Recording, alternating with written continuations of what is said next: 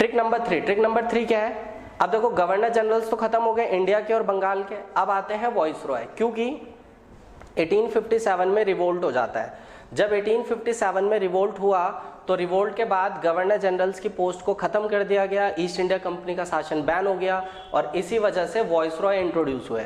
तो वॉइस रॉयज के लिए हमने कोड बनाया है CGL। CGL एक पेपर होता है जैसे कि आप सब जानते हो, SSC कंडक्ट करवाते हैं कंबाइंड ग्रेजुएट लेवल, तो उसी से हमने ये पिक करा है CGL। CGL में ब्रोक मतलब CGL का पेपर होगा LRD एट लैंसेडॉन 2, ठीक है ना। LRD कोई वेन्यू होगा और लैंसेडॉन 2, लैंसेडॉन एक जगह है, उसके हिसाब से हमने इसको कोड को बनाया है। तो इस लाइन को आप याद कर सकते हो, CGL में ब्रोक LRD at Lansdowne 2, maximum candidate इसको पढ़ सकते हैं। और दूसरा कोड हमारे पास है CM Hari in Ford read I will grow well with MNC, मतलब CM हरी नाम का कोई पर्सन है फोर्ड गाड़ी में, जो फोर्ड कंपनी जो इंडिया से जा चुकी है ऑलरेडी, उस गाड़ी में वो बैठा है और वो पढ़ रहा है रीड आई विल ग्रो, मतलब मैं प्रोग्रेस कर सकता हूं एक मल्टीनेशनल कंपनी के साथ, MNC के साथ। यानी इस कोड को आप बहुत अच्छे से समझ सकते हो, CM Hari in Ford read I will grow well with MNC। तो यहाँ पे हम कोड को समझते हैं।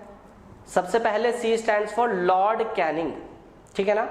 कैनिंग भारत के प्रथम वॉइस रॉय थे, first viceroy of India. अब हम पे 3 क्वेश्चन है, first governor general of Bengal, first governor general of India and first viceroy of India, ठीक है ना। तो first viceroy of India कौन है हमारे? That is Lord Canning. चाहो तो इसको स्टार मार्क करके ऐसे अंडरलाइन कर सकते हो आप, ताकि आपको याद रहे। फिर आते हैं एल्जिन। एल्जिन में देखो मैंने यहाँ पे G लिखा है और यहाँ पर भी मैंने G को अंडरलाइन करा है, ये मैंने राइमिंग करके बनाया था इसको। G stands for Lord Elgin और G को हमने यहाँ अंडरलाइन कर दिया, ओके। फिर आते हैं लॉर्ड जॉन लॉरेंस, थोड़े समय के लिए बने थे, बहुत इंपॉर्टेंट योगदान नहीं रहा इंडियन हिस्ट्री में, तो खाली नाम मेंशन कर सकते हैं। देन आते हैं इसके बाद एक और इंपॉर्टेंट पर्सन आ रहे हैं कॉल्ड लॉर्ड मायो। लॉर्ड मायो एकमात्र ऐसे वॉइस रॉय थे जिनको बैक स्टैब कर दिया जाता है अफगान की जेल में, मतलब अफगान कैदी इनको मार देता है सेलुलर जेल या फिर अंडमान निकोबार की जेल में। भारत के एकमात्र वॉइस रॉय जो इंडिया में मारे जाते हैं, लॉर्ड मायो। फिर आते हैं लॉर्ड नॉर्थ ब्रूक, यानी कि हम कोड को अभी तक ब्रेक कर चुके हैं यहां तक, ओके। देन फर्दर हम इस कोड को ब्रेक करते हैं, आगे देखते हैं। L stands for Lord Lytton. Lord Lytton ने भारत में वर्नाक्यूलर प्रेस अधिनियम की शुरुआत कर दी थी। वर्नाक्यूलर प्रेस अधिनियम कहता था लोकल भाषा में छपने वाली न्यूज़पेपर और मैगजीन्स को बैन करना। लॉर्ड रिपन जब आते हैं तो रिपन वर्नाक्यूलर प्रेस अधिनियम को बैन कर देते हैं और भारत में सेल्फ गवर्नमेंट एक्ट की शुरुआत करवाते हैं। लॉर्ड डफरिन के टाइम पीरियड में इंडियन नेशनल कांग्रेस का गठन हुआ था 1885 में, तो ये एक इंपॉर्टेंट वॉइस रॉय माने जाते हैं भारत के लिए, ठीक। लॉर्ड लैंसेडॉन 1888 से 1894 इनका टाइम पीरियड था और इन्होंने एंग्लो अफगान बॉर्डर की शुरुआत करी थी, जो कि आज की डेट का ड्यूरेंट लाइन माना जाता है। फिर आते हैं लॉर्ड एल्जिन 2, 1894 से 1898 का टाइम पीरियड है इनका। देन आते हैं कर्जन इंपॉर्टेंट इसलिए है क्योंकि इनके टाइम पीरियड में एक प्लेग फैला था और इन्होंने एक प्लेग के लिए कमेटी का गठन करा था जिसको बोलते हैं McDonald committee, okay. McDonald committee plague की समस्या को शॉर्ट आउट करने के लिए बना था। और दूसरा, इनके ही टाइम पीरियड में पहली बार बंगाल विभाजन का मुद्दा दिया गया था, यानी पार्टीशन ऑफ बंगाल इंट्रोडक्शन में आया। फिर आते हैं लॉर्ड मिंटो 2, इन्होंने इंडियन काउंसिल एक्ट 1892 में सुधार करा था। भारतीय परिषद अधिनियम 1892 में एक बड़ा सुधार यह था कि 15 सदस्यों की संख्या को बढ़ा के 16 किया जाना था, ठीक है।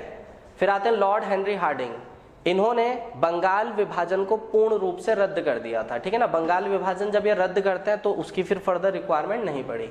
लॉर्ड चैम्सफोर्ड, इनके टाइम पीरियड में आता है मॉन्टेग चैम्सफोर्ड रिफॉर्म। ऐसे ही इवेंट एग्जामिनर देगा आपको और इवेंट से वो पूछता है वॉइस रॉय। नेक्स्ट देखते हैं हम लोग लॉर्ड रीडिंग 1921 से 1926, इनके टाइम पीरियड में इंट्रोडक्शन में आया सॉल्ट लॉ, नमक का कानून एग्जिस्टेंस में आया, ओके।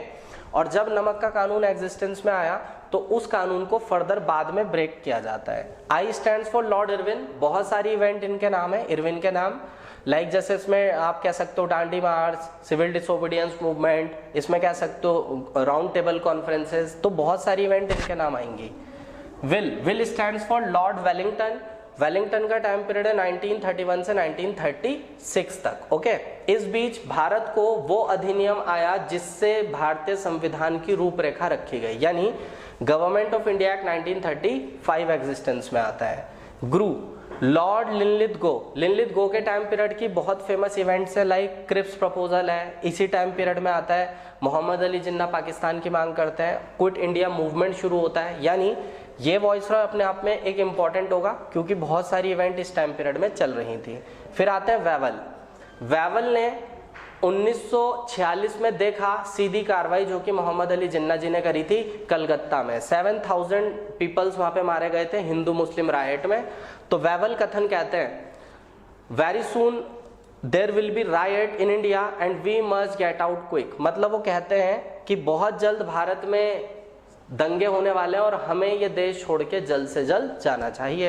एंड फाइनली आपको पता ही है लॉर्ड माउंटबेटन भारत इसलिए भेजे गए थे ताकि डिवीजन करवा सके between the two major domains Hindu and Muslims, और ये डिवीजन ट्रूली बेस्ड था डोमेनियन स्टेटस पे। ओके